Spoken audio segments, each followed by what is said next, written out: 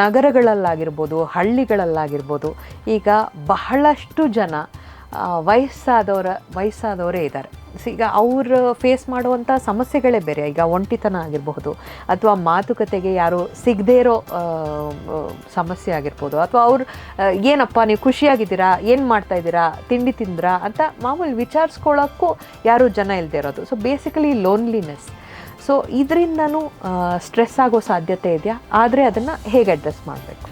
Fortunately unfortunately pace of life ಜಾಸ್ತಿ ಆಗಿರೋದ್ರಿಂದ the people who contributed so much to our lives, if they are not contributing now, they are not contributing enough now, then they should be left alone, or they will, what you can say, fall aside ಅಂತ ಅನ್ನೋದು idea ಇದೆ. ಮತ್ತು not only because of this idea, overall pace of ಲೈಫಲ್ಲಿನೇ automatically ಅವರು sideline ಆಗ್ತಾ ಇರುವಂಥದ್ದು ಅಂದರೆ ಭಾಳ ಅನ್ಫಾರ್ಚುನೇಟ್ ಸಂಗತಿ ಇದೆ. ಬಟ್ ಈ ಪ್ರೊಸೆಸ್ಸಿಂದ ಏನು ಸ್ಟ್ರೆಸ್ ಕ್ರಿಯೇಟ್ ಆಗುತ್ತದೆ ಅಂಥ ಸ್ಟ್ರೆಸ್ಸನ್ನು ತಪ್ಪಿಸ್ಲಿಕ್ಕೆ ನಮ್ಮ ಇನ್ ಆ್ಯಂಡ್ ಅರೌಂಡ್ ಯಾರು ಲಿಟ್ರೇಟ್ ಇದ್ದಾರೆ, ಅವರು ಇನ್ ಆ್ಯಂಡ್ ಅರೌಂಡ್ ಏರಿಯಲ್ಲಿ ಇರ್ತಕ್ಕಂಥ ಲೈಬ್ರರಿಗಳಿರ್ಬೋದು.